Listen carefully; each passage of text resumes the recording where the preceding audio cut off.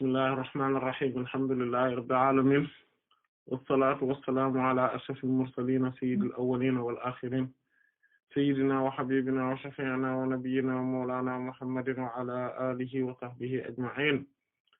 wa radiyallahu tabaraka wa ta'ala an qutbil arifin wa imam as-siddiqin mawlana abil abbas ahmad ibn muhammad at-tijani wa khulafaihi al-muhtadin wa ahli tariqati al-faa'izin ar-raabihin amma ba'du ginnaaw bi ñu sant yàlla julli ci yenentam bi alayhi salaatu wassalaam ñi ngi ñëw ba tey ci durusu al-kunuz al-ashara yi ci suñu jotaay bi weesu nag ci al-kanz as-sani gisoon nañ ci li nga xam ne moo aju woon ci nusrat rasulillahi sallallahu alayhi wa alihi wa sallam maanaam dimbali yenente bi sallallahu alayhi wa sallam maanaam loolu nag ku nekk xam na ni waxin la ndax alquran dafa ne illa tansuruhu faqad nasarahu Allah soo leen ko dimbaliwul tamit de toute façon yàlla moom dimbali na ko ak tamit fi nga xam ne moom la boroom subhaanahu wa ta'ala waxe ne yenente bi sallallahu alayhi wa sallam ya ayyuhan nabiyyu hasbuka Allahu wa man ittaba'aka minal mu'minin yow yenente bi sallallahu alayhi wa sallam yàlla doy na la sëkk ak ñi nga xam ne ñoo la topp ci way gëm ni waaye mu teg ci beneen aaya ne ko laa tukallaf illa nafsak waaye yow bul togg kenn lu dul sa bopp maanaam yow jël sa engagement bopp lépp loo xamante ne yaa ngi koy def ci diini ji lépp loo xamante ne yaa ngi ciy taxaw yaa ngi ciy dugg yow rek engagé wul ne di nga ko def yow nga def ko bu amee ñu la ci fekk jàppale la ci baax na bu fekkente ne amul keneen ku la ci fekk yow taxawee ko loolu muy ishaara bu rëy ci ne yenente bi sallallahu alayhi wasallam moom dong mënoon naa taxawee mbir mi yëpp mënoon naa taxawee diine ji yëpp mënoon naa taxawee lépp loo xamante ne moom moo aju ci mbiru diine ji ak li nga xamante ne moom mooy tax ba ñuy mën a wax naan ak ngañaay am na victoire am na ci lu mu mën a doon ci wàllu diine ji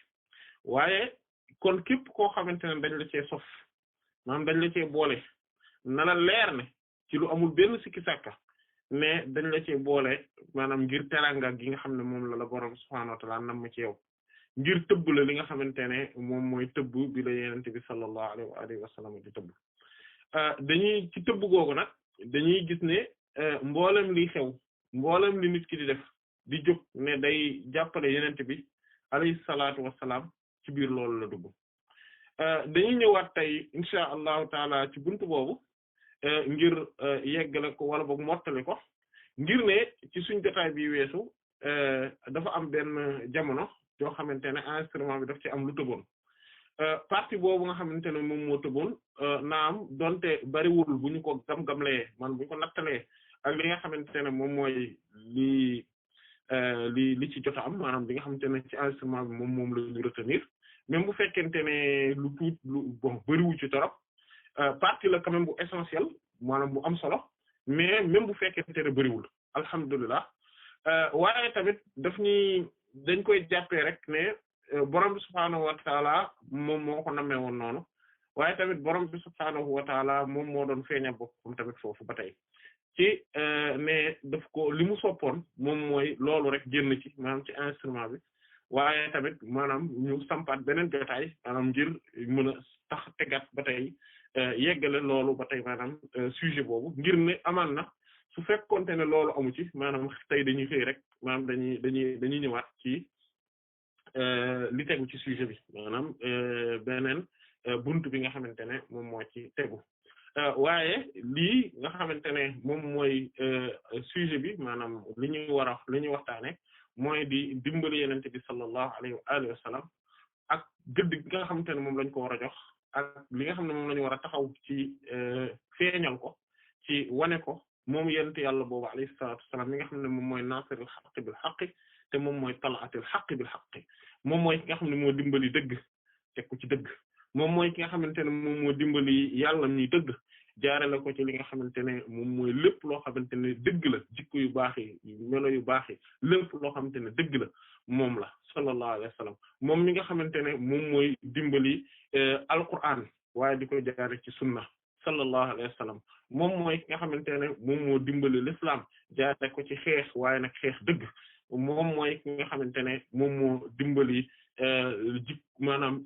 dëgg gi nga xamante ne moom lañ doon salfaañe ñi nga xam ne ñoom ñoo nekkoon ci ay caaxaan moom yonent bi sallallahu alayhi wasallam moom maanaam ñi nga xam ne ñoom lañ ñu doon jël seen ay àq moom moo leen dimbali ci jël àq ci dëgg maanaam rétablir li nga xamante ne moom mooy vérité bi muy dëgg gi daal di koy tegaat ba nga xamante ne dafa xeex caaxaan maanaam waaye nag loolu bu ñu koy xeex daf koo jaare ci dëgg sallallahu alayhi wa alihi wa sallam moom day dafa ñëw indaale dëgg ba pare di xeexee dëgg waaye nekkul koo xamante ne moom yonent bi sallallahu alayhi wa sallam dafa ñëw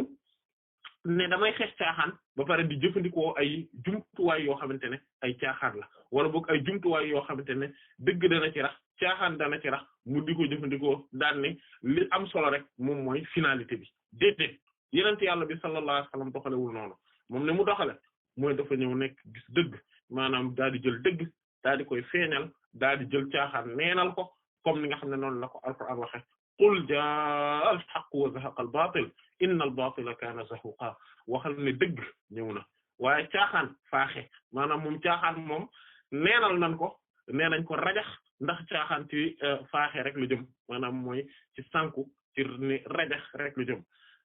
kon loolu kooku mooy yent bi sallallahu alayhi wa alihi wa sallam moom mooy ki taxawee loolu moom moo ko taxawee ci zahir moom mooy ki ko taxawee ci baatin moom mooy ki nga xam ne moo feeñee dëgg ba pare jaare ko ci dëgg moom mooy ki nga xamante ne moo feeñee borom bi subhaanahu wa taala muy dëgg jaare ko ci borom bi subhaanahu wa taala muy dëgg moom mooy ki nga xamante ne moom mooy alxaqul maxluuq alxaqul maxluuq mooy dëgg gi nga xamante ne moom mooy ki ñu bind waaye mooy dëgg gi nga xamante ne moom la ñu bindee lépp voilà mooy li nga xamante ne wa maa xalaqna as-samaawaati wal arda wa maa baynahumaa illaa bil haqq asamaan yi suuf si yëpp binduñu ko lu dul jaare ko ci dëgg googu nga xamante ne moom mooy dëgg gi ñu bindee mbir yëpp te mooy yenente yàlla Muhammad sallallahu alayhi wa sallam mooy al-haqiqatu muhammadiyya mooy réalité muhammadienne boobu nga xamante ne ci lañ bindee lépp ndax moom mooy yenente bi sallallahu alayhi wa sallam moom ci boppam mooy al-haqq maanaam ginnaaw bu borom subhaanahu wa ta'ala moom mooy al-haqq moom mi nga xam ne moom mooy dëgg gi moom moo ñëw loolu moom moo tax keroog ba muy rajaxe li nga xam ne mooy caaxaan yi nga xam ne ñoo nekkoon ca Kaaba ga aaya boobu da ko doon jàng qul jaa al haqqu wa zahaqa al baatilu inna al baatila kaana zahuqa xam ne dëgg ñëw na caaxaan faaxe caaxaan rajaxe nañ ko waaw dégg nga comme li alquran bal yadmaghuhu bil haqqi al baatil bal yadmaghuhu bil haqqi fa idha huwa zahiq maanaam ne caaxaan bu ñëwee day rajaxe dëgg bu ko defee mu daal di neen maanaam doot fi jugeeti mu daal di faru daal di faaxe yenent boobu sallallahu alayhi wasallam bi mu ñëwee ci la lu baax feeñ ci la dëgg feeñ ci la caaxaan dem ci la yi bon yi maanaam ràññeeku ba nit ñi mën leen a ràññee ba xàmmee leen ni lii lu bon la mu mujj nekk loo xamante ne dafa évident maanaam nekk loo xamante ne nit ku bëgg taxaw sax ne sikki sàkk ndax lii dëgg la wala caaxaan la maanaam ne caaxaan ak dëgg maanaam daa iman dañ koy daal di gaaw a xàmmee xam nga léeg-léeg ñenn ñi léeg-léeg dañuy bëgg di la jaay maanaam di bëgg jàpp ne mën na noo dox ci xelu doomu aadama yi maanaam yaakaar ne mën na noo gën a muus nit ñi wala boog xaw ma xeebaate la xaw ma lan la maanaam mais bëgg gëmloo nit ñi ne non en réalité dëgg ak caaxaan xëy na duñ ko mën a xàmmee nañu bàyyi par exemple ne nañu bàyyi fa mbaxane doonee benn ñoom dinañ mën a xàmmee lan mooy dëgg luy caaxaan alors que dëgg ak caaxaan xaqiqatan képp ku yeewu ku nekk mën na koo xàmmee à part mu nekk loo xam ne vraiment lu compliqué la ak loo xamante ne lu jafe ràññee la mais su fekkente ne yi nga xam ne mooy de manière générale nii rek lii feeñ moom dëgg ak caaxaan moom maanaam laajul nit ki muus pour mën ko xàmmee maanaam laajul mu muus yenn muus yi na dëggu rek moom ci boppam na sincère rek léegi tey mu mën a xàmmee li nga xam ne moom mooy dëgg ak caaxaan comme ni nga xam ne noonu la ko alquran waxe in tattaqullaha yaj'al lakum furqana boo leen ragalee yàlla borom subhaanahu wa ta'ala dina leen wan maanaam dina leen defalal li nekk ci yéen luy tax ngeen di mën di tàqale dëgg ak caaxaan lu jaadu ak lu jaaduwul loolu jarul njàng mu bari pour xam ko d'ailleurs du ci benn domaine sax jarul njàng mu bari pour ko xam ko comme li nga xamante ne moom la waykat ba waxoon sëriñ ba mu ne ko seen musique bi ngeen di def mën ngeen koo def garawul même koor gi parce que dañoo seetlu ne koor gi bu ñëwee doo leen musique te loolu maanaam mën ngeen koo def quoi maanaam seen soirée yi ngeen di tëgg mën ngeen koo continuer parce que seen métier la ba ko woykat boo waxee sëriñ bi maa ngi koy fàttaliku bu baax a baax a baax ci benn émission yi xew la ba ko woykat ba dañ ko loolu nag man nag ñëwee ma ko parce que maanaam nga gis ne moom jàngul mu ne ko yow de yaa demoon ca daara ja yaa jàngi woon waaye man loolu ñëwee ma ko parce que du ma gis lay xew kii téye butéelu sàngaraam daal di téye ndaw soo xamante ne takk ko mu leer ni ki takk ko ñuy fecc xeetu fecc yoo xamante ne ba pare nga bëgg man may def loolu ci weeru koor gi loolu moom moo ko naw maanaam comme pour wax rek ne dafa am mbir mu yoo xamante ne loolu jarul am njàng mu sori maanaam daanaka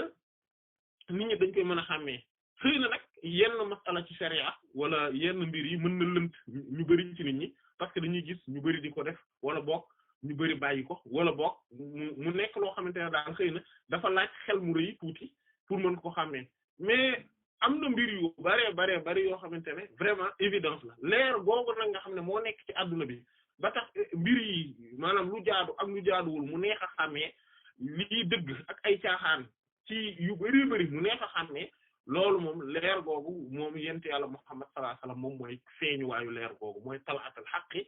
bil haqqi sallallahu alayhi wa alihi wa sallam kooku nag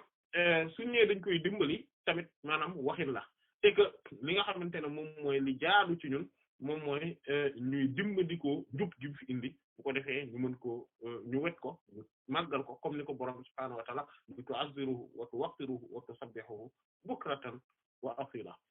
kon mooy dañ ko war a màggal wet ko réyal ko ba pare jàpp ne vraiment moom amul lu tilim lu nekk ci moom dafa set wecc ba pare dafa jeex takk ci borom bi subhaanahu wa ta'ala loolu dañ ko war a jàpp ci sayyiduna Muhammad sallallahu alayhi wa sallam suba ak ngoon guddi ak bëccëg léegi ci suñ jotaay bi weesu gisoon nañu li nga xamante ne moom mooy lu bari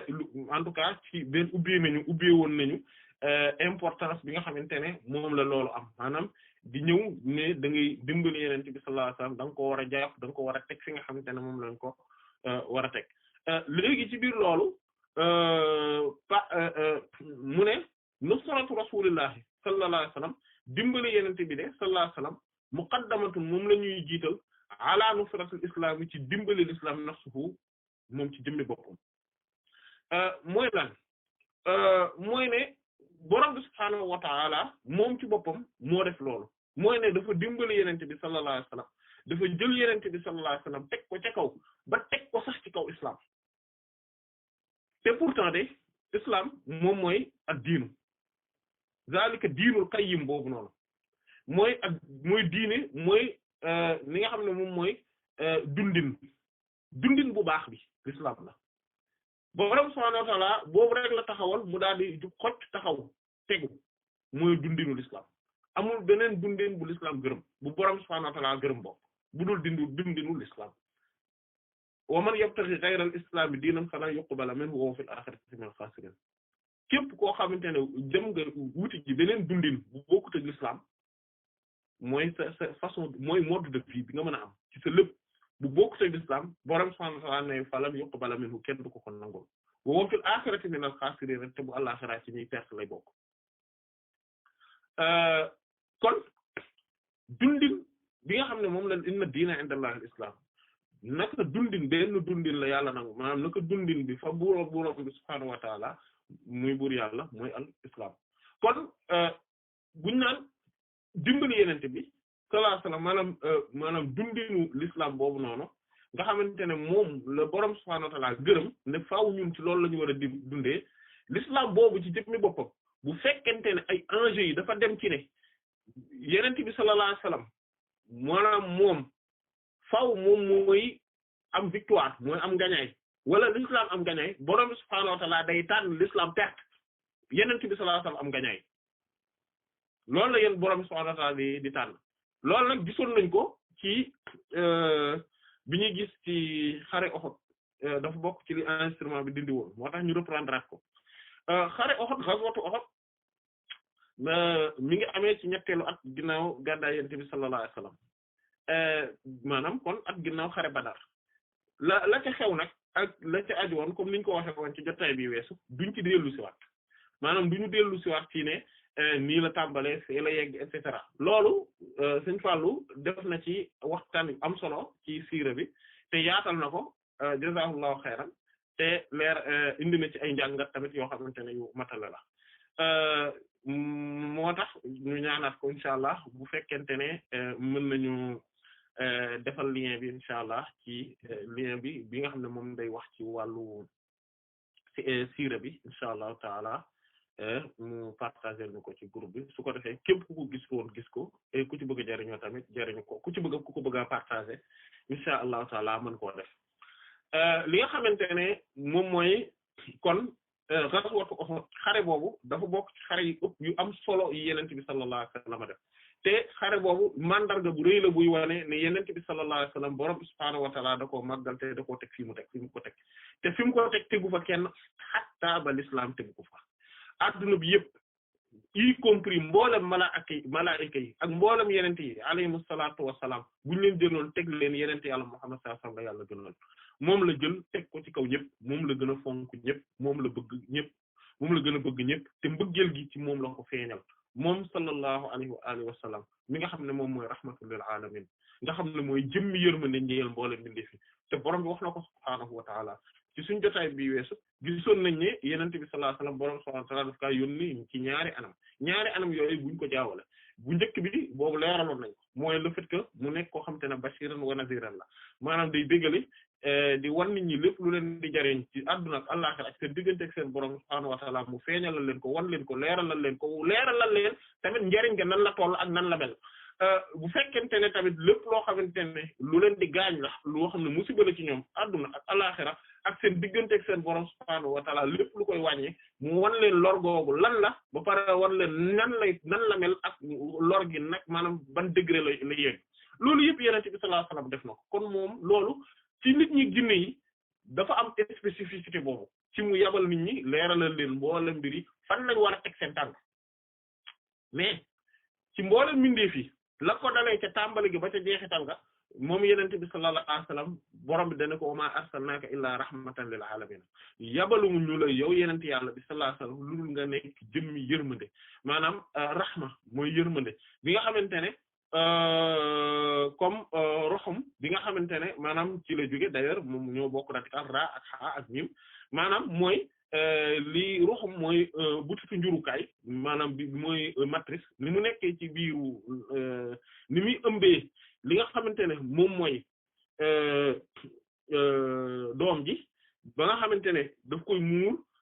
may ko ak xeetu tàngoor di ko protéger may ko yërmande maanaam mais aussi may ko mbëggeel ba pare may ko circonstance yi muy màggee ci anam goo xamante ne yaa subhaanallah tey bu ñu seetloo xale ni muy màggee maanaam ni mu nekkee ci biiru ndeyam ci juróom-ñeenti weer yooyu ni mu ciy màggee màggaay googu noonu daanaka ci début wu année yi dina am lu mu ci maanaam du perte lépp du perte vitesse boobu yëpp mais dina perte lu bari ci vitesse boobu mais màggaay googu daf koy continuer moo tax at yu njëkk yi muy dund ngay gis màggaay bi di gaaw mais loolu c'est parce que dafa nekkoon ci ruuxu ndeyam borom subhaanahu wa ta'ala di ko màggal ci ay circonstances yoo xamante ne moom secret yeke ne moom mooy ki nga xam ne moo ko matale ci xam ko subhaanahu wa ta'ala ak ku mu ci xamal lenn ci mbir yooyu mais loolu mu dajalee nga xamante ne tey su continuer woon di màgg ci même vitesse boobu kon buy am 10 ans wala 15 ans day toll ni ab gratte-ciel day toll ni gratte-ciel mais comme quoi maanaam partie boobu roxam ki ni nga xam ne noonu la amee solo mboole mbindee fi nag yenent yàlla Muhammad sallallahu alayhi wasallam mooy seen roxam c'est-à-dire que moom borom subhanahu wa ta'ala bi muy amal mbir yi lépp lu muy amal ci biir foofu la koy jure ci lay amee ci lay juddoo loolu ci baatin la moo tax mu ne ko yónni wuñ la dul nga nekk jëm biir ma ne njël moo lay mbindee fi rab al alamina la parce que al alamina mooy mboole mbindee fi voilà comme ni mu waxee alhamdulilah rabbil alamina mu ne wa ma arsalnaka illa rahmatan lil alamina njël moo lay mbindee fi la kon yenent bi sallallahu alayhi wasallam moom mooy jëm yërmande googu nga xam te ne moo matale lépp ëmb lépp dajale lépp incha allah taala maanaa boobu dinañ ko gën a leeralaat dinañ ko gën a xóotalaat incha allah dinañ ko gën a fësal ba indi ci ay xeeti ay décortiquer gën ko décortiquer incha allah ci jotaay yi di ñëw ci bu ñu ñëw ci li nga xam ne moom mooy buntu yi ñuy war a gis incha allah muy maratibu wujud mooy adduna bi maanaam existence bi martaba yi niveau yi ñu jaar maanaam niveau yi mu jaar existence produire incha allah taala foofu lañ ko gën développer mais en tout cas li nga xam ne moom lañ bëgg a wax fii mooy ne yonent bi sallallahu alayhi wasallam moom mooy loolu léegi nag moo tax kon moom sauver ko dafa primordial parce que soo ko moo tax borom subhaanahu wa ta'aala du deñ di julli ci yonent bi sallallahu alayhi wasallam du deñ di julli ci yonent bi sallallahu alayhi wasallam ba pare malaayika yi tamit mu njëkk leen ci anam goo xam ne duñu deñ di julli ci yonent bi sallallahu alayhi wasallam inna allaha wa malaa'ikatahu yusalluna ala nabi duñu deñ di ko def parce que dimbali ko jox ko gëdd jox ko li mu war maanaam te julli ci loolu yëpp day dugg ci biir voilà ubbi maanaam le fait que muy ubbi mboolem xéewal yi ubbi mboolem affaire yi lépp lu nar a am fokk day jaaree ci moom ndax mooy buntu bi sallallahu alayhi wasallam waaye tamit lépp loo xamante ne daf ko war a yóbbu ba fa mu war a mate moom moo koy yóbbu ci ne mu matee ci baatin loolu yonent bi sallallahu alayhi wasallam moo ko war a incarner loolu tamit kon borom subhaanahu wa ta'aala defal ko spécificité yooyu noonu waaye tamit lépp loo xamante ne dafa war a taxaw te lu ko nar a lor daf te war a ñëw mu ñëw jañ lor googu teg ko ba pare lépp di tegu ci baatin bi maanaam ci borom subhaanahu wa ta'aala ci ay feeñuwaayam ci ay turam ak ay melam ci nekk gi mu nekk dëgg ci maanaam mbir yëpp di dox ci ni mu war a doxee lépp tegu ci yoon lépp tegu ci dëgg ba pare mu gindi yëpp teg leen lépp lenn lu ci nekk moo am ay loi ay théorème ay mbir yoo xamante ne borom subhaanahu wa ta'aala noonu la régir univers bi noonu la régir existence bi muy doxee noonu ba pare lépp loi yi ko war a taxawal ci biir ak ci biti yëpp di war a nekkee noonu loolu yëpp ci yeneen bi lay jaar sallallahu alayhi wasallam loolu moom moo ko def mu nekk loolu mooy julli gi waatu julli gi ci boppam maanaam bu yokk loolu yëpp di ko di def ko ci moom loolu moom mooy julli gi yàlla di julli ci yeneen bi sallallahu alayhi wasallam loolu nag mënuñu ko exprimer ci benn baat maanaam firi ko noonu rek kese lu dul ci baatu julli borom subhaanahu wa ta'aala moo xam ne mu ko defee loolu moom moo tax d'ailleurs secret salaatul faatihi loolu la ne parce que salaatul faatihi lii ñu la wax nii la nekk di décrire et que salaatul faatihi nekkul rek comme li ñenn ñi ne naan haqqa qadrihi foofu looloo tax mu ëpp ñeneen ñi déedéet parce que bu doon loolu la mën ngaa def sa salaatu ala nabi bu la neex boo demee ba ca ginnaaw ga da nga daal di dugal haqqa qadri yooyu nag daal di mu jeex du loolu li tax mu ëpp doole mooy ne julli bu original bi borom subhaanahu wa ta'aala julli woon ci Yonent bi sallallahu alayhi wasallam laataa dara xew balaa maanaam ci ca azal dans la pré-éternité dans l'antériorité absolue loolu julli googu mooy salaat faat ci boppam te malaayika yi ñoom ñëpp moom la ñuy répété moom la ñuy répété te bon voilà secret boobu nag moom mooy daw ci univers bi mooy dox ci univers bi mooy tasaaroo ci moom moo tasaaroo ci univers bi moo tax salaat faatihi solo gi ci nekk bi dafa jéggi dayo voilà mais pour ñu revenir ci ne kon Yonent bi sallallahu alayhi wasallam boobu moom ci boppam mooy adduna bi moom ci boppam mooy univers bi lépp ci moom lay dawe te ci moom la amee te mbir mi mënul woon demee neneen kon nag kooku borom subhaanahu wa ta'aala moom lay jox priorité ci kaw lu ne y compris ci kaw l'islam bi ghazwatu Uhud pour revenir ci borom subhaanahu wa ta'aala dafa bon Yonent bi bokk sallallahu alayhi wasallam dafa génn di dem ne day xeexe ji Abdullah ibn Ubay ibn Salul naafiq bu mag boobu daal di ñëw génn bi ñu génnee parce que moom au début maanaam comme quoi Yonent bi sallallahu alayhi wasallam daf ni leen woon nañu toog xaar gaa yi ñëw bon après xale yi ne noonu nañ génn tàngam mag ñi tamit ne no nañ xaar mais comme que majorité bi ñoom dañ ñëwoon nañ génn Yonent bi sallallahu alayhi wasallam ne ok nañ génn finalement ñu yedd seen bopp fekk Yonent bi sallallahu alayhi wasallam sol na mbubb ko ngam ba armure bi ba waajal xeex bi ñu ne ko non finalement nañ toog mu ne déedéet ab Yonent bu xësee ba sol maanaam ba takk xere ba jóg dootul dellu ginnaaw ba mu demee nag ñu dem ba ci yoon bi Abdullah ibn Ubay ibn Salul daal ne non man finalement non man ànduma ci affaire bi quoi parce que suñu idée yonent bi sallallahu alayhi wasallam au lieu mu topp ñu suñu luñ xalaat moom muy topp xale yi quoi xale yi la topp quoi moo tax non man daal finalement demuma quoi parce que et puis fii de façon xeex du fi ama non man sax bàyyi naa dem naa et puis dafa am yeneen yu ma waroon def quoi dafa am yeneen dama xam nga yitte yi rek quoi yitte yi kii ne ñeneen oui c'est vrai que mu ci la découragé loo nag mbooloo parce que ñoom bi ñu génn après junni lañu woon mais presque ceeru armée bi muy 300 personnes la delloo ginnaaw ñu maanaam la maanaam attitude am ci la leen delloo ginnaaw way ñi ne way non c'est vrai que man sama yaay sax bi may dem moom bëggul woon ma dem quoi mais bon après finalement c'est vrai que wax nga dëgg quoi non man bàyyi ma dellu kër ga quoi mu gën kii la ne way man boo xam sama sàkket bi sama kër gi fallait que ma defar ko bu baax xam nga bon mais ki ne sama tool yi way sama tool bi xam nga su ma ko bàyyee noonu sax et puis xam nga boo demee xeex quoi et puis non man bàyyi ma dem delluwaat quoi xala toppatoo sama tool yi quoi parce que loolu muy priorité quoi maanaam ku ne am lu mu wax ba génn borom subhaanahu wa ta'aala nag wax ne am na ñaari groupe yu mu sauvé bu mu naan iz hammat taa'ifataani minkum an tafshala wallahu waliyyuhumaa wa 'ala Allahi falyatawakkalil mu'minuun bi nga xamante ne ñaari mbooloo taa'ifataani minkum ci yéen maanaam mébitoon nañ an tafshala ci ñu yoon jox maanaam mooy ñu am tiitaange ragal a dem ci xeex bi loolu bi mu ko xalaatee mbooloo mooma ñooñu nag waa banu salima la ak waa banu xaarisa waa banu salima ci waa ansaar lañ waa banu salima ci waa xasraj ak waa banu xaarisa ci waa aws ñoom ñoo ko bañoon moo tax ñoom ñu naan borom bi day ñun day ñi ngi maanaam xéewal gi gën a rëy gi nu borom bi defal subhaanahu wa ta'aala ñi ngi koy sant bu baax ci loolu mooy le fait que rek ñun ñu mébétoon dem maanaam dellu waaye ñu dabaatal yàlla borom subhaanahu wa ta'aala nañu wallahu waliyuhuma borom bi mooy ki méngoo seeni mbir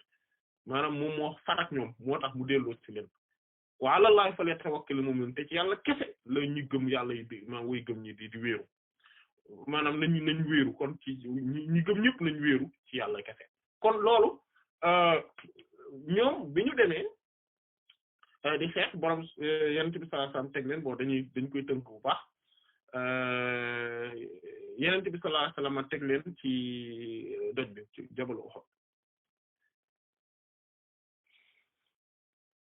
bi mu leen fa tegee mu teg ci seen kanam Seydina Abdullah ibn Amr ibn Haram radiyallahu anhu muy wayjuru Seydina Jaabir ibn Abdullah al-Ansari radiyallahu anhu ne leen léegi yéen dee leen xaar leen moom moo jiite woon rumaat yi mooy ñi nga xam ne ñooy jamkat yi ñoom ñooy xumaat yi tamit maanaam di aar maanaam di taxaw ngir mën a xool parce que ñoom fi ñu taxawee dafa stratégique woon nga xamante ne bu amee ku ñëw rek day yéeg bu ñëwee di yéeg maanaam pour songu leen ñoom fi ñu taxawee ñoom buñ ko jamee xeeti rek day dee maanaam te moom du leen mën a jam facilement parce que ni doj bi bindoo la léegi nag bañ leen tegee foofu yéen ci saa xam dañ leen ak lu mën ci xew bu leen fi jóge keroog ba xare bi yëngatoo xare bi wuri yéeféer yi gis ne perte nañ affaire maanaam fekk gaa yi ñu ngi woon foofu yéeféer yi perte nañ affaire la xewoon Badar même scénario bi moo commencé passé waat fii jàllaat fii yéeféer yi sax xawunoo gëmee ni loolu war naa mën a ne ndax ñoom nombre de personnes yi ñu indi woon ñoom 3000 personnes lañu indi jullit ñi 1000 personnes lañu woon au départ mais comme naafiq yi dellu nañ muy 300 personnes dellu nañ comme quoi ah maanaam ba ci jamono Yonent bi sallallahu alayhi wasallam amoon na ay naafiq ak ñoo xamante ne diine ji jarul leen dara jarul leen benn effort voilà maanaam yamale mbir mu mel noonu ci suñu jamono ji naan wuy xam nga waa jamono ji nangam loolu ñàkk xam li xew la ba ci jamono Yonent bi sallallahu alayhi wasallam woo yoon jamono bi mais biir Madina Yonent bi sallallahu alayhi wasallam ñu mel noonu amoon na ah comme quoi léegi bi nga xamante ne moom la gaa yi xare bi vraiment tàng yéeféer yi perte nañ affaire bi léegi nag gars yi ñu ngi commencé jël butin de guerre yi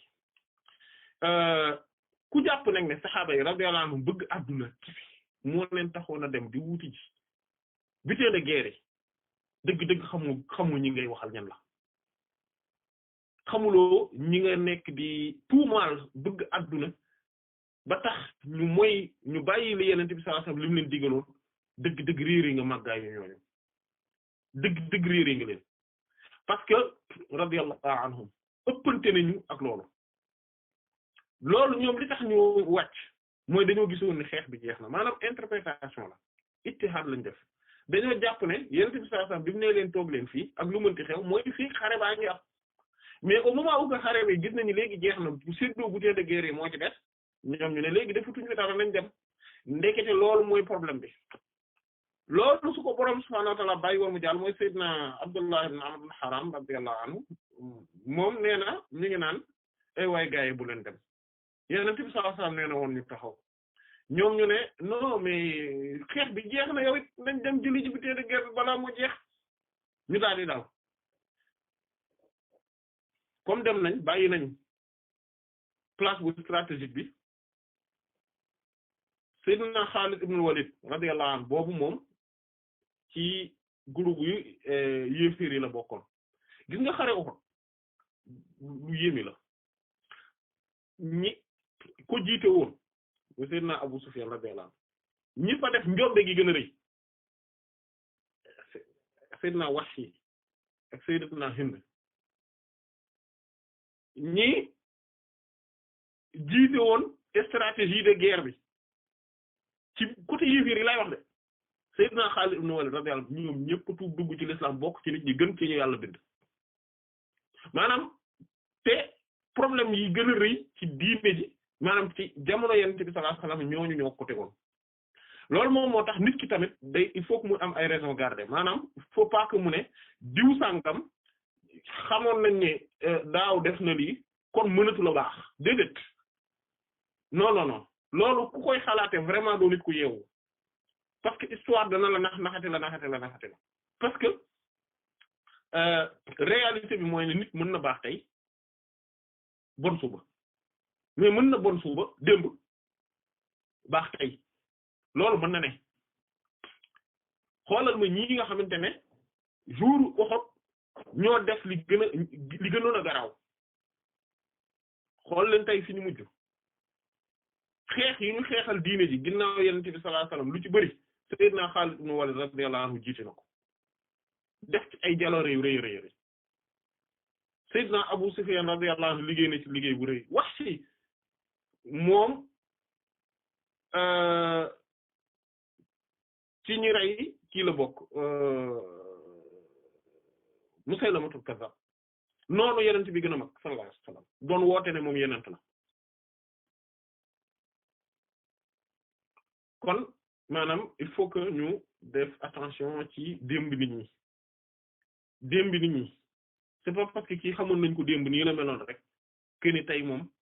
mënta baax déedéet yàlla mën naa jël wàllu yoon bi gën a mag mu am fu mu ko jaarale démb tey ñëw boroom subhaanahu wa ta'ala soppi ko def ci moom li muy def ci moom voilà mooy li Sayyid Ahmad ibn al-Mubarak radiyallahu anhu li mu waxoon sëriñam ba parce que sëriñam bi en fait dafa amoon ay sëriñ yoo xam ne ñoom dañ ko daan jàngal ñu jàngal nañ ko fekk ñi jàng ko leneen mu yàggoon ak ñoom nag mais sauf que moom bi mu gisee Cheikh Abdou Aziz Dabakh radiyallahu anhu Cheikh Abdou Aziz Dabakh radiyallahu anhu benn xale la jeune la voilà jeune homme la voilà du woon mag jàngul maanaam deful cursus universitaire ci daara yi ci xamuñu ko ci daara xamuñu ko ci tamit université islamique yi yooyu deful dara ci loolu moom jàngul daanaka mën nañu sax jàngul ak yooyu yëpp donc gars yi ñoom ni ñuy classifier ne ab boroom xam-xam nitu yàlla moom noonu la war a mel ñoom foofu lañ ko classifier maanaam buñ xoolee jël teg affaire bi dañuy gis ne du ci dugg sauf que ñoom seen taalibe muy Ahmad ibn Mubarak moo leen ëpp chance parce que moom bi mu déggee Cheikh Abdou Dabakh radiyallahu anhu dem na ba gis kan la toog na ak moom waxtaan na ak moom ba xam ne kii ndekete nitu yàlla bu mag a mag a mag a mag a mag la moom mu yéemu ci moom maanaam moom dafa jàngoon ba dëkk boobu foofu daanaka kenn rawu ko fa Fass jamono kenn rawu ko fa moom mu nekk sëriñ boroom xam-xam bu mag mu gis koo xamante ne jàngul am njàngam soriwut maanaam jaarul daara jaarul université kooku ëpp ko xam-xam fuuf mu gis ci moom wilaaya gu mat sëkk mu nangoo nekk taalibe kooku léegi nag sëriñ mi tafeeg moom di ko yedd ci loolu maanaam li nga def nan nga ko mane mu ne leen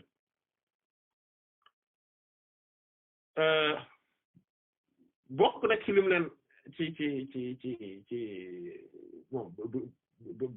bëri na lu leen wax masalan est-ce que gis ngeen ko ndax xam ngeen ko parce que man gis naa ko man xam naa ko et cetera mais daf ci am koo xamante ne bi mu taseeg moom daf ko indil benn kii ne ko téere damay bind liste nitu yàlla yi maanaam pour wax ko mu ne leen maanaam pour bind leen et que li mu ko bëggoon a wax mooy Cheikh Abdou Dabakh radiyallahu anhu sa sëriñ bi mënta nekk nitu yàlla mënta ne mu koy wax nag ne ko waa léegi su fekkente ne tey ab yéeféer tey borom bi subhaanahu wa ta'ala mën na koo soppi tey mu nekk jullit mu defal ko fatxu tey ubbil ko xam-xam yi gën a xóot yi aju ci xam-xamu nitu yàlla yi yëkkati ko ci martaba yi maqaama yi gën a kawe tey lépp tey yàlla def ko est-ce que yàlla mën na loolu mu ne ko waaw mu ne ko kon bu boobaa ban balance bu mu mën a tegalati ban balance bu dëgër nga mu mën a tegalati maanaam fi ñu mën a attee nit ñi mooy ci seen instant T foofu lañ leen mën a attee mais pas ci liñ nekkoon démb ak ëllëg la ñuy nekk ci parce que yàlla moo ko xam liñ mën a juger nag mooy seen fee yi ak seen jëf yi fi ñu leen mën a teg tamit dañ leen di teg selon ñoom nan lañ mel ak yeneen bi sallallahu alayhi wasallam nan lañ mel ak alquran nan lañ mel ak sunna foofu rek lañ leen mën a nattalee mais kenn mënul jël nit parce que démb meloon na nii nga bëgg ne fii ba abadan noonu lay mel loolu mënuñu ko wax wala boog moo fi defoon nangam waaw moo ko fi defoon et après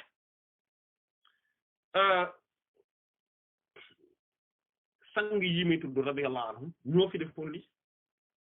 mais gis ngeen fi ñu mujj ñoo gën ñun ñëpp bu ñu jëlee ñun ñëpp ñu boole ñoom ñu kenn ci ñoom moo ñu gën bu ñu boolee ñun ñëpp ñun ñi ñëw ñëpp ginnaaw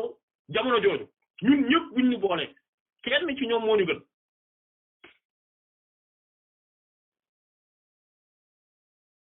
kon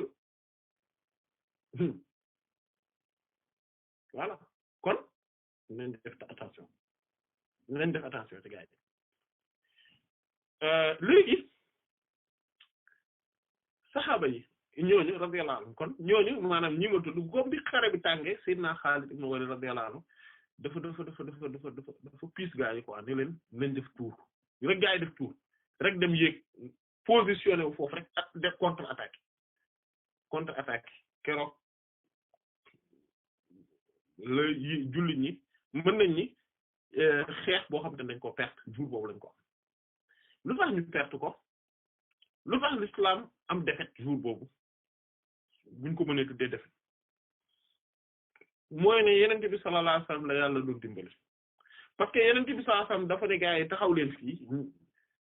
lu mënti xew bu leen fi jóge baatu lu mënti xew boobu ñoom niñ ko firee baaxutoon ñu interpréter ko nu baaxul loolu su jàlloon mooy ne yenente bi sallallahu alayhi wasallam mën naa digal mën naa wax ne nangam baaxul bu leen ko def nga dem def ko pare dara du la ci fekk alors que déedéet dara dana la ci fekk yaa koy xam wala doo ko xam yaa koy yëg wala doo ko yëg te loolu mooy bu la yàlla bëggee su la yàlla bëggee tey ngay gis résultat bi su la yàlla bëggul nag da lay bërgal ba keroog ngay dee wala boog ba ca kanam ak kanam ay ak ci kanam mais ku yàlla bëgg soo defee tey lu wutal li Yonent bi sallallahu alayhi wasallam jàngale tey nga gis résultat bi nga tegaat sa tànk léegi ci yoon bi wala boog mu wan la ne la def nga ñoom ne nga gaaw tuub ñaari possibilité yooyu la mais nga gis def ko Yonent bi sallallahu alayhi wasallam lii la ma wax ok Yonent bi sallallahu alayhi wasallam tere na ma lii bàyyiwuma ko lim ma digal defuma ko dara fekkuma ci war naa tiit sama bopp voilà te bépp mooy maanaam bépp lépp moo tax keroog gaa yi dañoo daw ba mu des fukki nit ak ñett rek ñoo waroon Yonent bi sallallahu alayhi wasallam à part loolu ñu bari dañoo daw Boroom subhaanahu wa ta'aala ne innal ladhiina tawallaw minkum yawmal taqal jam'aani innamaa istazallahum ash-shaytaanu bi ba'di maa kasabu wa laqad afaa Allahu anhum ñi nga xamante ne ci yéen dañoo daw bis bi nga xamante ne ñaari mbooloo yi daje nañ xam nga lan moo leen dal innamaa li am ba des mooy istazallahum ash-shaytaanu shaytaane moo leen tarxiisloo bi ba'd ma kasabu ci sababu lenn luñu defoon ay bàkkaar la dañu maanaam mooy nit ki tey su defee lu baaxut rek résultat bi day feeñ ci moom su nekkee ci lu baaxut rek résultat bi day feeñ ci moom Sufyaan ibn Sa'id as-Sawri rahimahullah dafa ne man de xola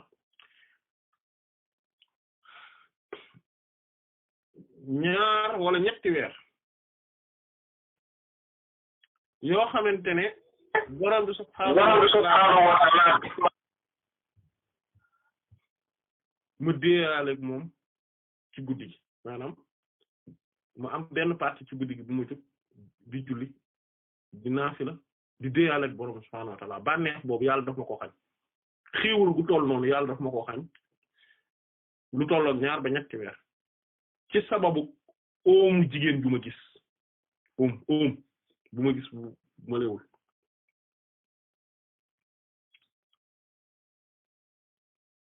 léegi kon ñu comprendre lañu suñu xaal lu tax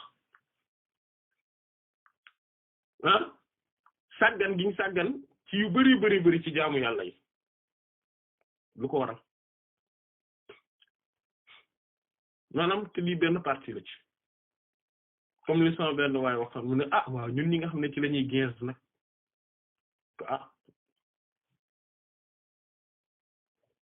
yàlla nañu yàlla sàmm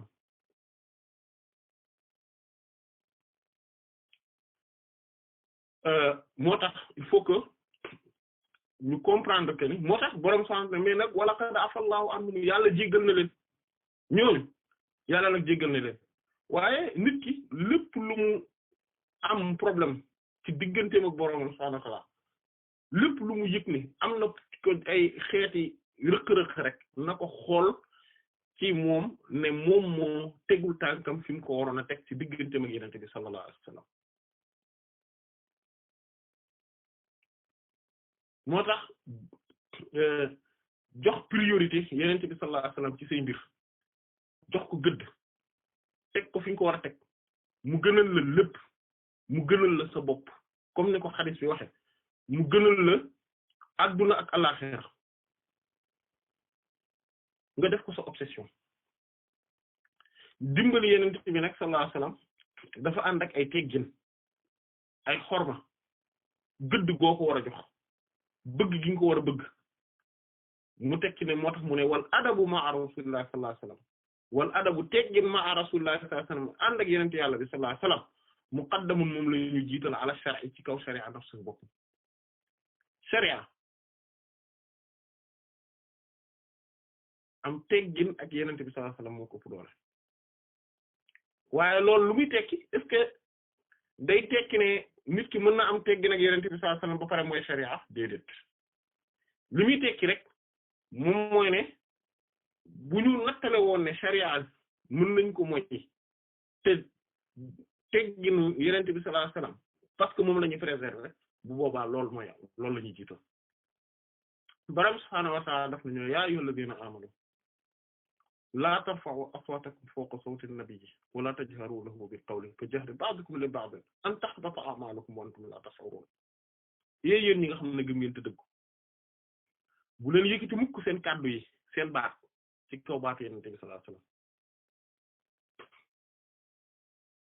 mukk nga wax sa baat gën a kawe baatu Yonent bi sallallahu alayhi wasallam loolu rek dañ la koy tere su fekkente ne comme niñ koy faral di waxe daay man saa ñuy wax ci aaya bi su fekkente ne baat voix bi nga xamante ne melo jëmm la Boroom subhaanahu wa ta'aala da koo bindaale doomu aadama muy naturellement voix nii lay mel su dee loolu lañ la wax ne malgré que noonu la yàlla bindee na nga fi def lépp ba sa wax sa baat yeneen type saa sam ak lu muy mën a wax yow sa voix bu mu féete kaw ba sa moom c'est comme loolu lañ la wax léegi lan ngay xalaat ci waxu yeneen type saa sam nga bëgg a jël wax sa wax yow wala waxu keneen di ko teg ci kawam maanaam voix bi rek lañ nekk di wax nii waxuñu maanaa yi nekk ci ginnaaw sens bi déedéet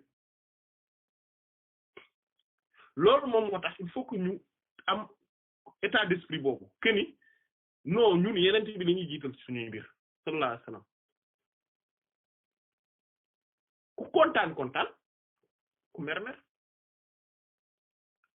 luñ ci góobe nag gas bu ñu yaakaar nag ne après kenn duñu mere amul luñ ci mën a perte nit ki sax duñ ko ci nangoo perte c'est vrai que bu dee mbay bi moom dinañ am problème perte ci ndekki mais effort la laaj ñu def ko quand même nanguwuñu ñàkk dara nanguwuñ dara dal bi parce que tout simplement dañ ne noonu Yonent bi sallallahu alayhi wasallam jàngale loolu lañ bëgg noonu lañ bëgg a mel loolu lañ bëgg a doxal Yonent bi sallallahu alayhi wasallam moom lañu war a jiital ci kaw lépp loolu ak njumte gu rëy la sama xel dellu si na ci xissa bi ma leen nettali woon ci jotaay bi wees instrument bi jëlaat li ko woon sax mooy bi ma ànd ak sama ay gars yi boobu xale lañ ñi ngi woon collège wala di dugg lycée maîtresse yi bon maanaam maîtresse primaire ñu nekkoon primaire man ak sama yeneen ñaari gars yi ñu tase quoi suñu taal xam na leen bu baax gars yi ñu may wax bu ma tuddoon seen tur ñu tase ak maître yooyu ndeysaan mu am nag benn maîtresse bu ci soloon nag yére boo xam ne yére bu jot la yére mooy grand boubou yi daal di musóoru nii comme musóoru sénégalais yi noonu nekk ku yiw daal maanaam du muuroog yooyu mais di nga gis ne kii vraiment ku ñu yar la ku yiw la et cetera mu ñëw ñu tafe 13h jot ñoom ñu wàcc comme ñun bon midi la ñuy wàcc ak yooyu na après ñu wàcc ñu tafe gars yi di maître yi di nuyoo ba ñu yegg ci moom nag ñoom gars yi yeneen yi jox ko loxo man nag ma bañ koo jox loxo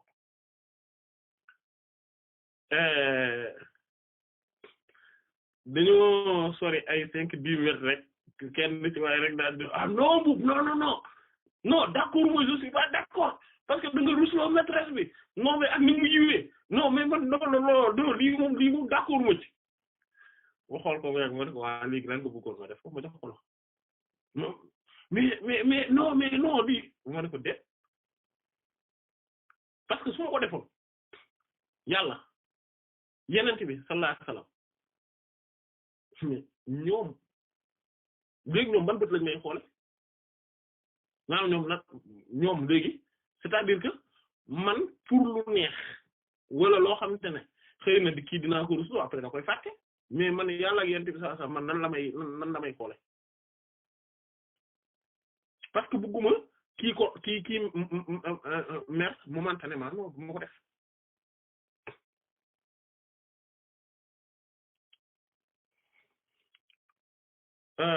xëy na boobu amul enjeu yu bari sax mais même si mu amee enjeu nañu jiital yàlla nañu jiital yenent bi sallallahu alayhi wasallam dimbali yenent bi nag sallallahu alayhi wasallam day amee ci yeneeni anam na am teggin gi yii am na teggini am na mais teggin yi nga xam ne moom lañ ñu war a am tamit dafa am yeneen yoo xamante ne maanaam teggin yooyu déjà gis nga kon baat bi wax ji comportement bi hatta ba bu ñuy wax waxu yenente bi sallallahu alayhi wasallam hadith yenente bi sallallahu alayhi wasallam sax nga am teggin ci kanamam mais nit ki di la wax hadith comme dégg naa ko ci kenn ci waaraatekat yi booba masala bi mu doon wax sax mën naa ne moom mënul na ni rek que ñun kat lii moom lañ gën a jàpp moom lan moo ñu doy ci masala bi mais ne way da ngay gis ku ñëw ci jumaa ji di julli ñaar raka bala fekk imam ba nga xutba ngay wax ak moom mu lay sànni ab sagarub hadith noonu la ko firi wallahi subhaanallah yàlla nañu yàlla sàmm maanaam bu dee xam na moom li mu wax moom génn na ci l'islam ndax ñàkk xorma ak ñàkk teggin ci kanamu yeneen bi sallallahu alayhi wasallam nan la waxu yeneen bi sallallahu alayhi wasallam nga ko mën a qualifier wee noonu bu dee xam na li mu wax moom génn na ci l'islam moom xanaa mu tuub duggaat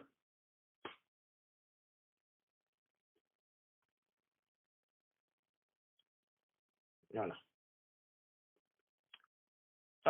beneen bi tamit am na solo mooy lépp lu yenent bi def sallallahu alayhi wasallam nañ ko bàyyi xel lu am solo la lu yenent bi def sallallahu alayhi wasallam wala mu wax ko nga gis nit ku ko def nga am critique boo ci def bu dee xam nga ni lii ci yenent bi la jógee génn nga ci l'islam su dee xamoo ni yenent bi moo ko dégle nag wa salam wala boog da ngaa jàpp ne non dañ ko waroon mën a interpréter li nga def xaraam na kuy def lu yenent bi sallallahu alayhi wasallam jàngale loolu mënu koo critiquer jëmmi di ko critiquer mooy ni jëmmi yenent bi sallallahu alayhi wasallam li mu nekk baaxul dafa juum c'est que yenent bi sallallahu alayhi wasallam rëj la dafa c'est-à-dire ku archaïque la loolu nga bëgg a wax yenent bi sallallahu alayhi wasallam moom ngay qualifier comme étant koo xamante ne dafa dellu ginnaaw ay xalaatam ak gis-gisam dëppoowul ak modernité loolu nga bëgg a wax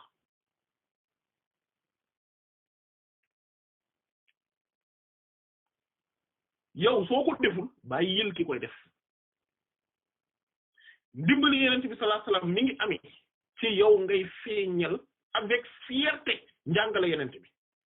sallallahu alayhi wasallam dimbali yenent bi sallallahu alayhi wasallam mi ngi amee ci yow nga wane bëgg gi nga bëgg yenent bi sallallahu alayhi wasallam te amoo ko ci xool parce que bëgg gi nga ko bëgg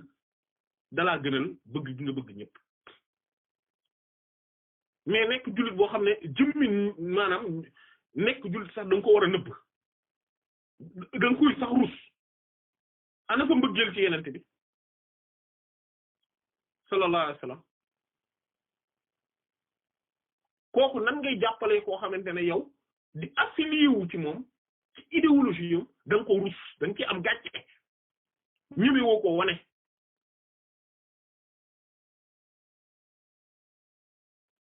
kooku nan nga koy dimbalee ngeen foog mais soobu ci yoonu yàlla noonu la yàlla li muy joxe du ay fode ay non du ay fo du ay kaf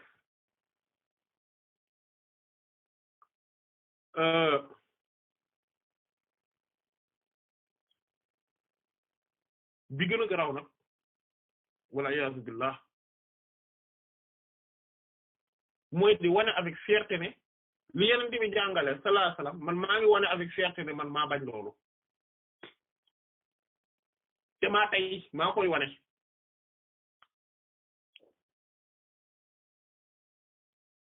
wutal prétexte bu la neex pour def ko mais di nga ko rëcc allahumma ba mu des nga tuub dellu ci borom subhaanahu wa ta'ala sinon di nga ko rëcc amèrement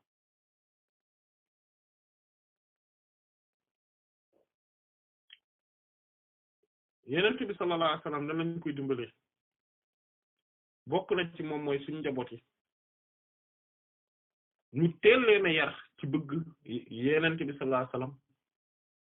bëgg am jàngaleem bëgg njabootam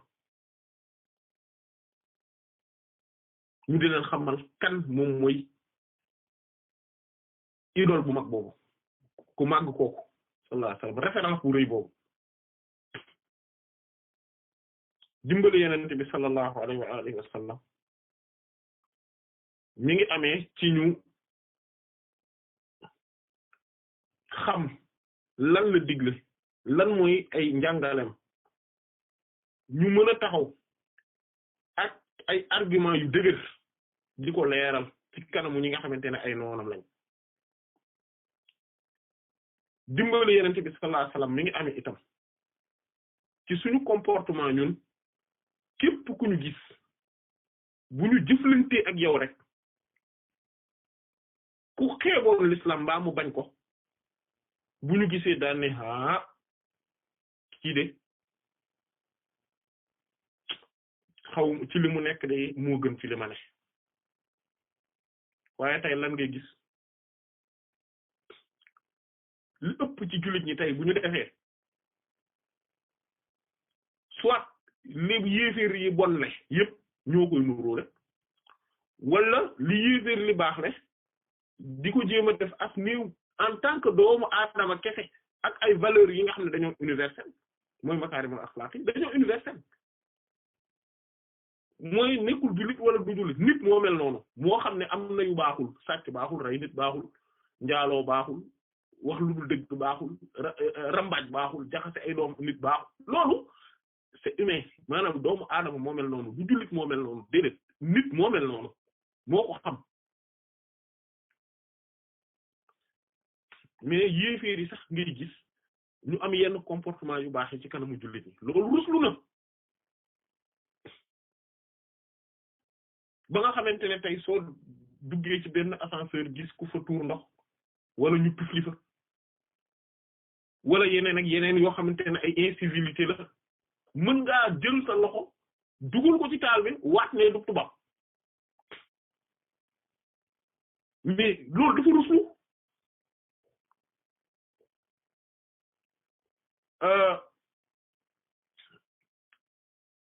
bon am na ay cas exceptionnels mais exception yi justement ñuy confirmer règle yi yooyu dañu ruslu dimbali yeneen bi sallallahu alayhi wasallam mi ngi amee ci ngay feeñal ay mbaaxam di feeñal ay jikkoom di feeñal am njàngaleem di samp sax ay jotaay yoo xamante ne dañuy déggee ci moom sallallahu alayhi wasallam mais il faut que mu nekk loo xamante ne comme tey buñu naan dañuy organiser gàmmu il faut que mu nekk loo xamante ne moom yenente bi sallallahu alayhi wasallam aussi bien ci forme bi que ci fond bi suñu gisee du ne yéen da ngeen maa yàpp yéen a ma yàpp dëgg-dëgg suñu gisee dina ne lii ñu ma tudde alhamdulillah ba borom subhanahu wa ta'ala bàyyi na ci kaw suuf ba tey ñoo xamante ne ñu ngi may tuddee loo xamante ne man fier naa ci sallallahu alayhi wasallam mais ñu ne guddi gi yenente bi lañ ko tuddee sallallahu alayhi wasallam soo fa demee aussi bien ci forme bi que ci fond bi amul dara yenente bi sallallahu alayhi wasallam loolu tam musiba la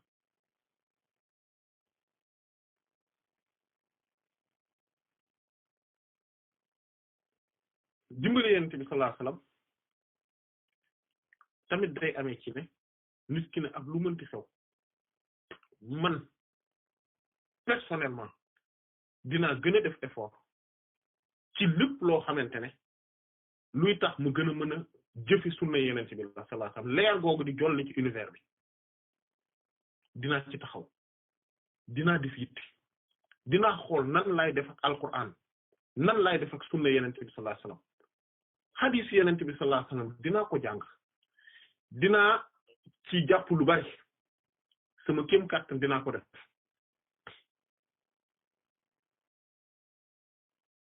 voilà dimbali yenente bi sallallahu alayhi wasallam mooy dimbali dëgg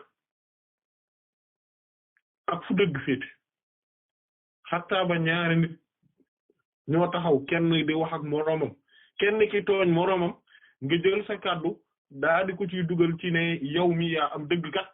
même bu dee mënoo ko argumenté yow mii kat yaa am dëgg au moins jàpp na nga dëgg waaye ñuy rajaxe dëgg di nappaaji dëgg nga toog di seetaan man sama yoon nekk du ma ci wax dara yaa ngi nekk en complicité ak ki nga xam ne mooy ki am doole tey nappaaji dëgg yow ak moom yéen a yem as-saakitu anil haqqi shaytaanun axras yow ab seytaane la loolu la yenent bi nag moo la ko tudde sallallahu alayhi wasallam du man de yenent bi moo ne ku mel noonu seytaane la seytaane bu muuma mooy seytaane bu muuma ku man du ma ci wax dara du ma ci wax ah tout en sachant que xam nga kan moo am dëgg ak kan moo am caaxaan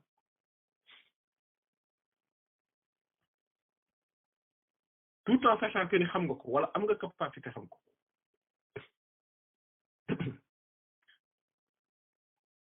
loolu nag ci biir famille yi day xew ci biir entreprise yi day am ci biir société bi day xew ci biir réew mi day am ci biir dëkk bi ci feneen ak feneen ak feneen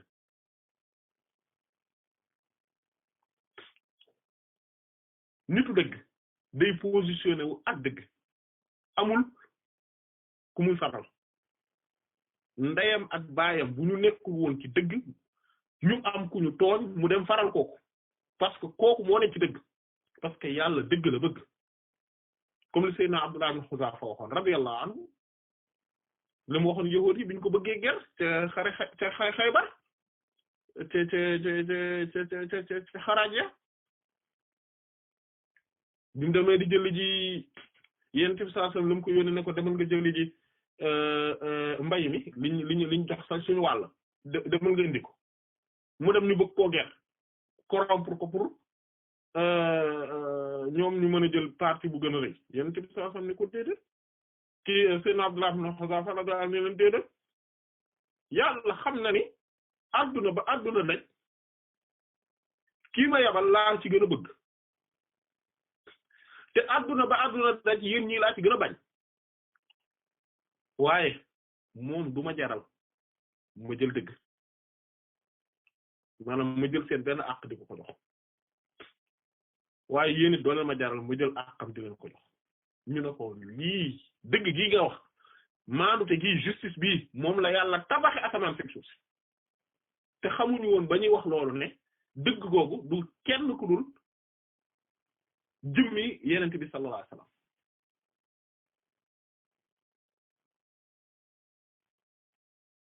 lii mooy dëgg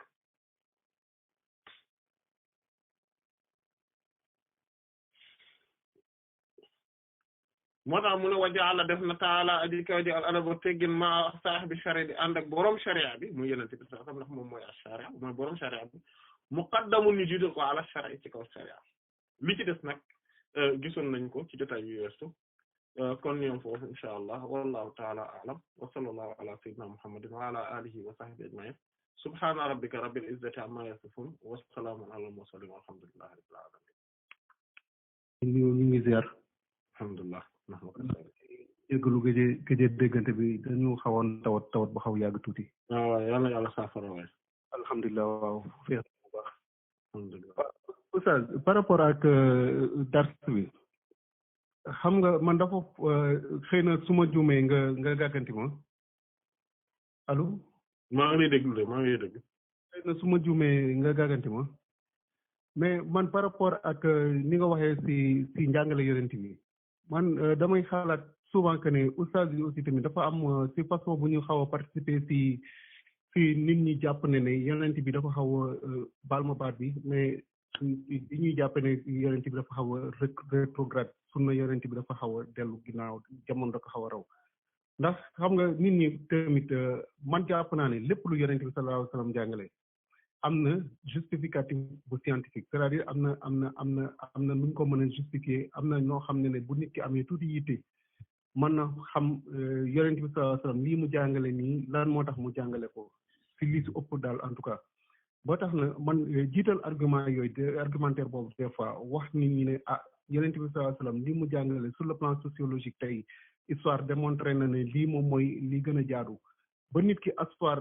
loolu nga wëlbatiku nag na ko ah waaw d'ailleurs sax loolu moo tax xadis sangam yonent bi wax ci nangam ak nangam ak nangam mais par contre tey actuellement parce que dañ nekk ci monde boo xam ne nit ñi science presque la ñuy jiital ci lu ne boo ñëwee rek nga ne non non yonent bi daal lii la wax point final bon te justificatif bi des fois ñëwul nit ñi dafay bari luñ koy rejeté wala loo xam ne duñ ko gaaw jàpp dara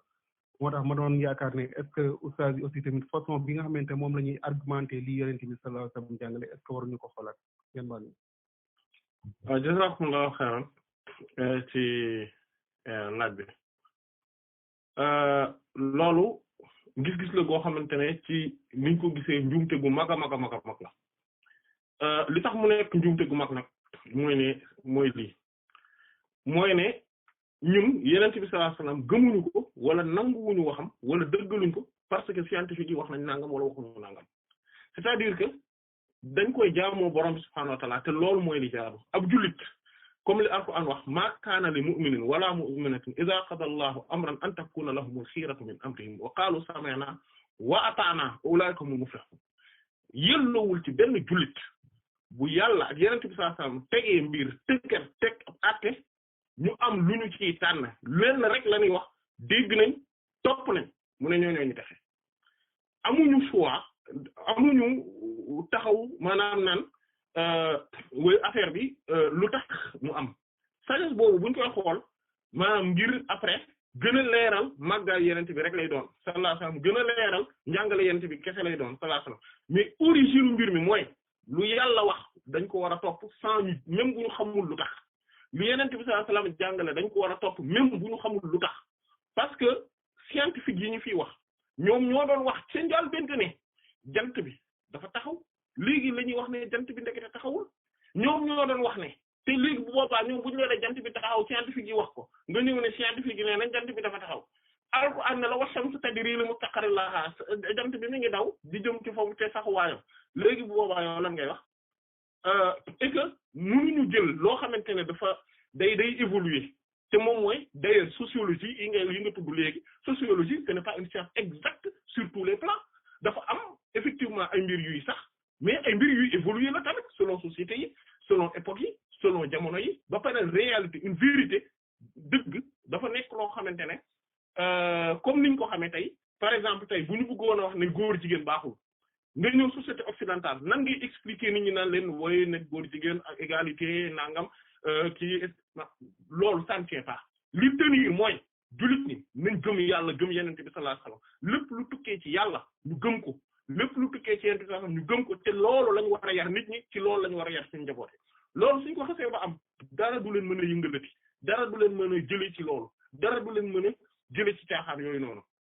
référence yi mënuñu taxaw ne dañuy jël référence ay nit ñoo xamante ne maanaam gëmuñu yàlla sax ñëw ne oui parce que sooy démontrer li nga wax nii boo bëggee doon def démonstration boobu faaw nga utiliser ay références yoo xam ne ñooñu gëmuñu yàlla maanaam léegi nag ñooñu nga war a jël saxal ko ci bopp nit ñi bañ nangu ko nga doog leen wax ne yeneen bi moo wax déedéet sallallahu alayhi wasallam abadan tey julli buñ bëggee xam tey julli yi lan moo tax tey julli tisbaar ma war koo def tisbaar ñeenti rakka lu tax defuma ko par exemple ci yoor gi lan moom moo tax tey timis ma war koo julli parce que timis jot na ma war a julli mais lan moom moo tax julli ma ko ci diggu guddi gi lan moom moo tax timis bi ma war koo def ñetti rakka maanaam ban lien moom moo am rek entre julli kese ak dugg àjjana ci mu xel kese ban lien moo am entre julli ak dugg àjjana amul lien or ak dugg àjjana amul benn lien ci mu xel amul li am et cetera donc ci charia lañ xamee ni julli day tax a dem àjjana ci charia lañ ko xamee mais amul lien ci xel ci yeneen ak yeneen amu ci xam-xam yëpp nag muy mathématique physique sociologie psychologie et cetera yeneen ak yeneen yi ñuy xam yëpp mi ngi ci biir alquran ak sunna naam mi ngi ci alquran ak sunna waaye nag yenent bi sallallahu alayhi wasallam lañu war a jël d'abord teg ko ci sunu kanam ala ra'si wal ayni ci sunu bopp ak sunu bët yi teg ko ci ne lu mu wax noonu la lu mu digle noonu la lu mu tere noonu la lu mu wax ne du nii bu nee nii la waaye bu dee buñ demee ba fee nee la ñu ne ok nii la waaye buñ demee ba fee nee la maanaam nam ko waxe nu mu ko bëggee nam ko jàngalee nam ko doxale noonu donc lañ ko war a mën a jàppee et que ñi rétrogradé kay mooy ñi nga xamante ne dañoo obligé di évoluer c'est-à-dire que tey kay ma jox la benn exemple bu ndaw gis nga sociétés yi ngay dégg yëpp toutes les sociétés occidentales duñu deñ di voter ay lois tous les jours parce que tout simplement dañuy adapté wu ak réalité parce que tout simplement dañuy jéem a évoluer dañ naan ñun kat gisoon nañ ni amoon nañ ay vide juridique fii ñun kat gisoon nañ ni am nañ ay problème fii ñun kat gisoon nañ ni amoon nañ ay manquement fii ñun kat gis nañ ni adduna bi dem na ba nii nit ñi léegi nii la ñuy xalaati kon nañ changer loi bi et cetera nañ changer loi bi nañ changer loi bi nañ changer loi bi les grands penseurs là yi ñuy wax kenn ku ci nekk da ngay ñëw ci sa époque gis nañ ñi doon les penseurs époque yeneen passé yi dañu ñëw et que affaire bi daal vraiment il faut que ñu adapté waat ko il faut que ñu évoluer waat ko il faut que pensée bi daal di changer ñoom noonu la ñuy xalaat xam nga lu tax parce que dañoo manqué bu ñu matoon duñ def loolu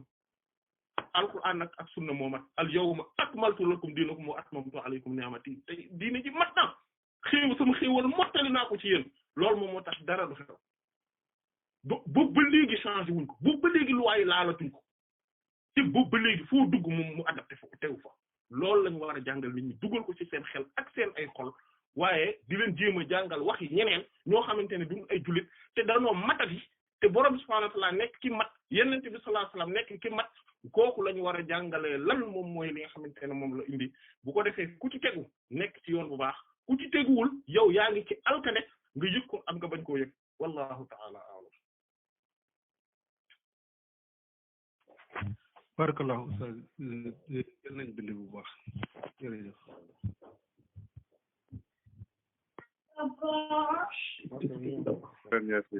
masha Allah.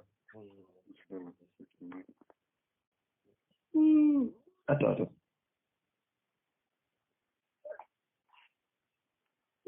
waaw asalaamaaleykum sëriñ bi ñu ngi lay nuyu di la siyaar. waaw baal ma de man dama arrêté. waaw. bismillah. waaw dañu amoon benn question fii rek c'était par rapport ndax gisoon nañ ne yonent bi sallallahu alayhi wasallam bu doon bu doon nit da ko abaloon dafa leb woon nit dara. bu ko daan fay yenn saa yi daan na koo jël fay ko ba pare jël benn mbir may ko. léegi mbir moomu est-ce que mën na nekk ak xaalis am déet par exemple nit lebal la par exemple xaalis nga fay ko jël benn mbir nga xam ne xaalis lay doon nga may ko ne ko lii man maa la ko may. waaw loolu mën na ne maanaam Yonent bi sallallahu alayhi wasallam daf ne rahimallahu imra'an samhan iza qada samhan iza qada samhan iza ba'a samhan iza ibta'a yàlla yërëm képp koo xamante ne waa joo xamante ne maanaam ni muy doxale ci suy lebale ak suy leblu dafay rafet ni muy doxale suy jënd ak suy jaay day rafet c'est-à-dire que moo tax loolu nga xam ne daf ko daan def moom Yonent bi sallallahu alayhi wasallam ci jikko jooju la aju loolu nag li ko wutale ak riba lenn kese la mooy tey bu ma nee la abal ma 1000 euros après man ma fay la 1200 euros loolu dafa xaram parce que dañ koo teg ci charte bi am maa tey su fekkente ne dama ne la abal ma 1000 euros nga jox ma lay fay daal di jox la 1000 euros yi wala mu jox la 1200 euros daal ne la li ci des maa la ko ci tegal loolu du xaraam parce que nekkuloon condition ci biir njaay mi jënd bi te loolu noonu doxalin bu rafet la par rapport ak koo xamante ne dafa def njekk jëmi ci yow wallahu ta'ala a'lam. ok jërëjëf jazakumullah.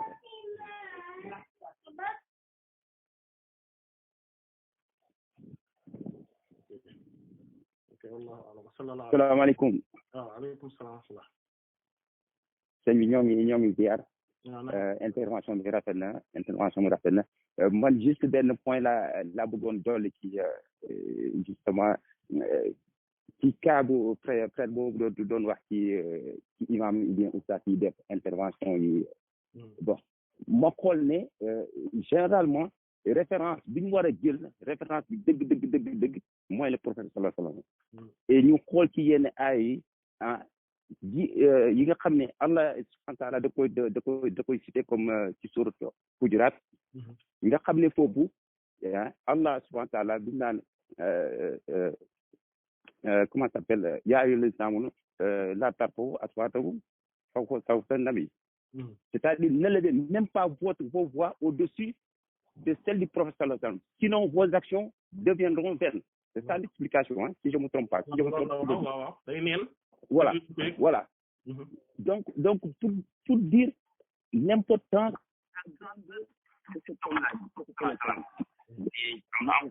yeneen donc moo tax voilà donc su xool foofu importance bi nga xam ne Allah subhanahu wa ta'ala moom la jox sallam comme ni ñu ko waxee au début nit ñëpp suñ boole woon yaa lépp le prophète sallam moo ñu gën moo ëpp ñëpp voilà donc après am na benn question bu ma laaj ci mazhab yi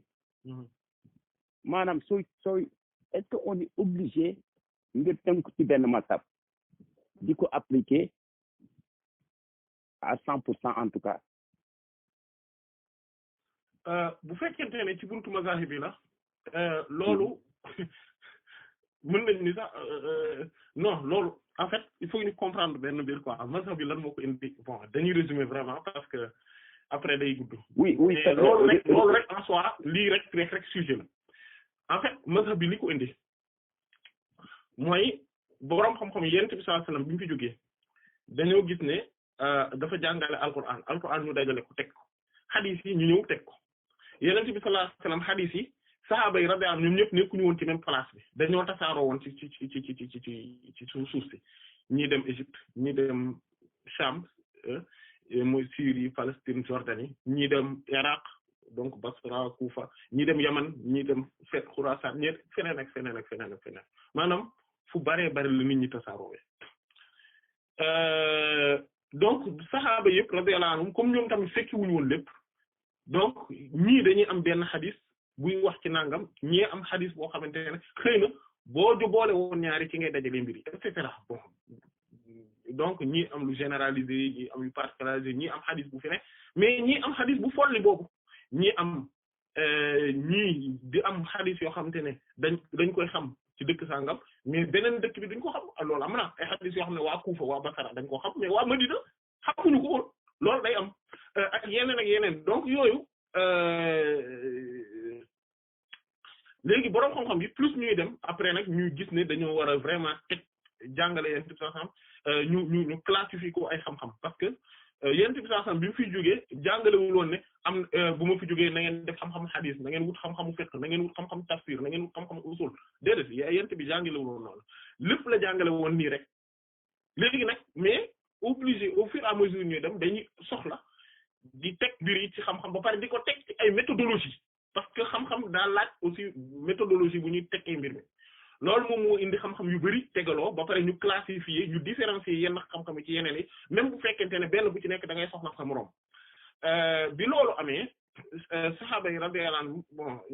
pas seen période mais période ñeneen ñi ci def ci lañ commencé formater affaire bi di ko teg di teg ba ñuy am carrément léegi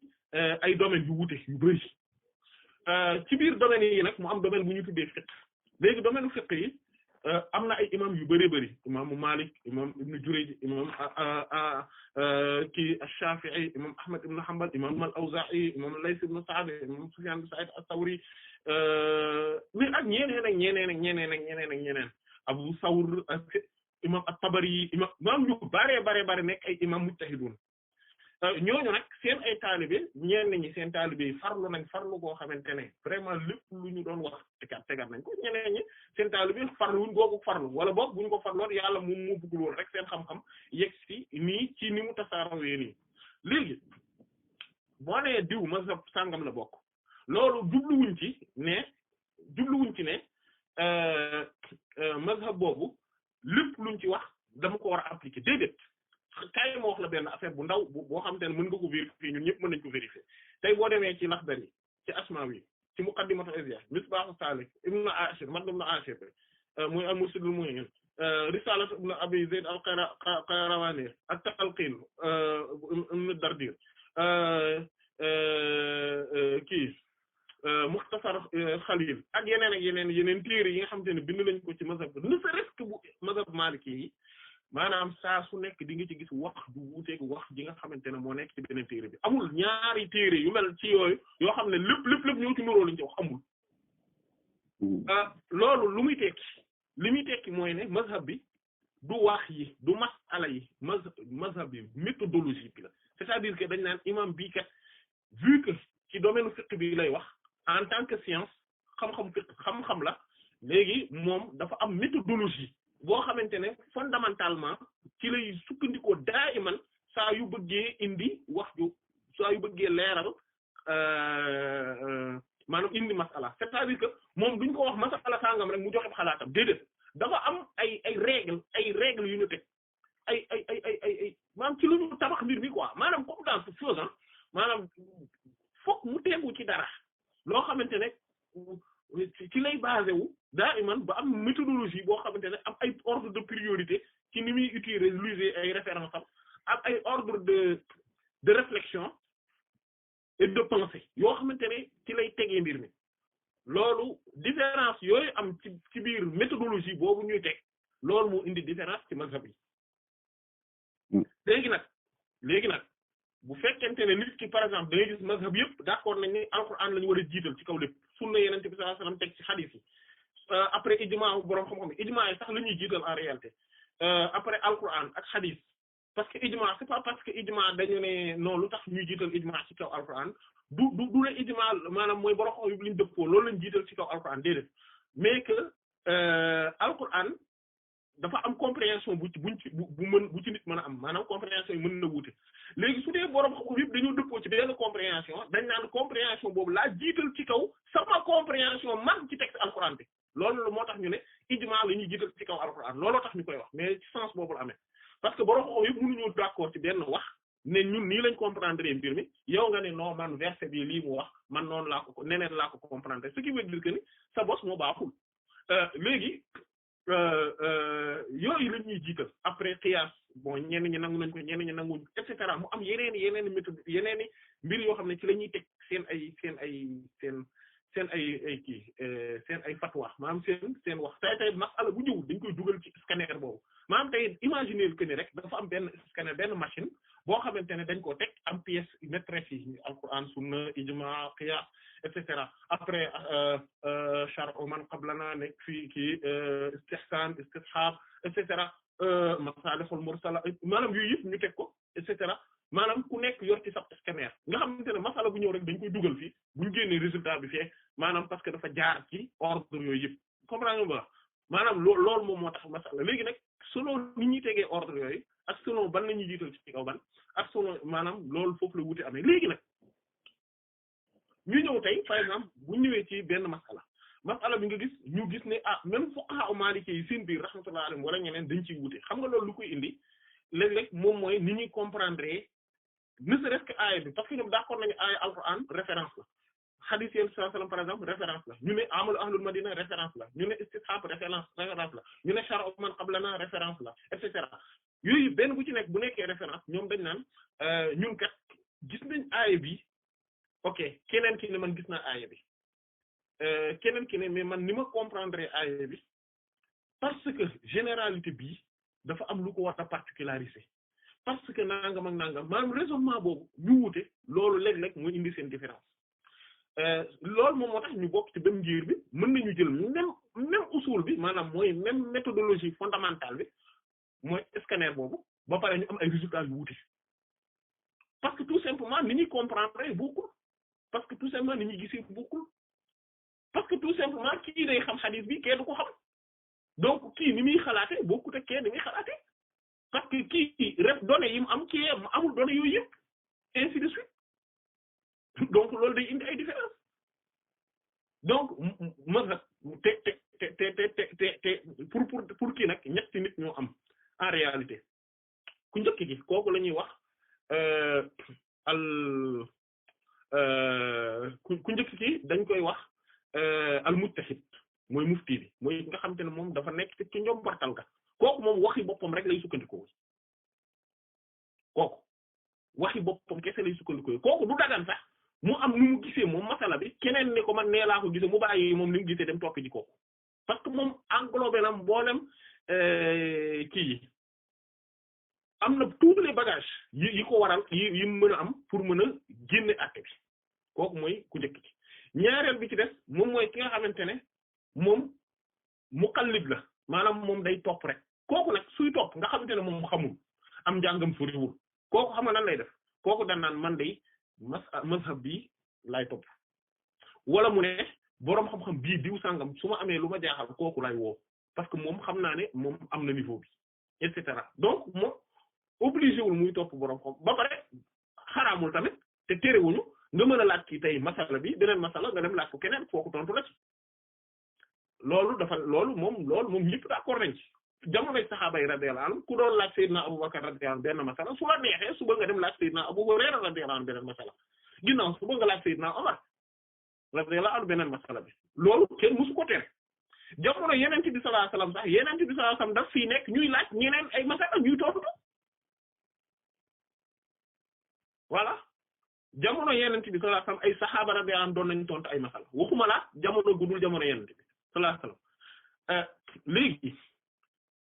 su kooku mais nag kooku li gën ci moom mooy par contre mu am soit livre bu muy référé woo wala mu am boroom xam-xam bu muy référé woo wala mu am mazhab bu muy référé woo loolu moo gën ci moom parce que moom xamul amul outil yi munul comprendre munul xam léegi mu am seen diggante koo xam ne kooku la ñuy wax al muttabi' moom mooy ki ci digg bi te kooku la ñu bari di fàtte mooy ki nga xamante ne yéegul niveau wu ku njëkk ka mais nag weesu na niveau wu ku ñaareel bi moom daal seen diggante moom kooku lu muy def kooku danaan man gaa peut-être que mënuma ñëw rek ne damay topp ni maanaam rek di topp sama gis-gisu bopp mënuma ko mais nag boroom xam-xam yi ma gis moom ñuy wax ak boroom xam-xam yi li ñu bind man dinaa xool lan moom mooy seen ay argument ba ma parce que moom mën na ko xool mën ko analyser et que su paree moom dana topp maanaam li nga xam ne moom la gis ne moo gën a dëppoo ak ay argument yu dëgër moom loolu lay topp bu boobaa ak ci ku mën a jóge ci mazhab bu mën a jóge ak ci ku mën a jóge parce que benn mazhab yàlla topploowuñu ko Yonent bi sallallahu alayhi wasallam topploowuñu ko ñi nga xam ne ñoo topp mazhab yi ñi fi samp mazhab yi ñoom ci seen bopp kenn ku ci nekk ci ñoom dañ nga ci ne yow dañ laa war a topp yow kese da nga ni yàlla la ñu topp bépp wax nag ak képp ku wax waxam am na luñ ci nangu ak luñ ci bàyyi ba mu des boroom bàmmeel bi sallallahu alayhi wa sallam moom rek la ay waxam nekk loo xamante ne amul luñ ciy nangu ak luñ ci bàyyi lépp dañ ko war a nangu mais keneen ku dul moom lépp lu mu dañuy nangu wala ñu bàyyi rek maanaam kooku nag mais nag loolu ki koy def mooy ki nekk ci digg bi moom mooy ne man lu gaa yi wax man dinaa xool ci argument yi dinaa déglu argument yi wala ma lire argument yi su ma paree ma daal di jël li nga xamante ne moom mooy li ma gën a wóolu man parce que borom subhaanahu wa ta'aala du la jaamuloo yàlla la imam Maalik waxoon na wala lu imam Shaafi'i waxoon lan laa la waxoon lan la Yonent bi sallallahu alayhi wa sallam jàngaloon parce que moom la ñu yónni ci ñun du keneen wallahu ta'ala a'lam. jërëjëf Cheikh.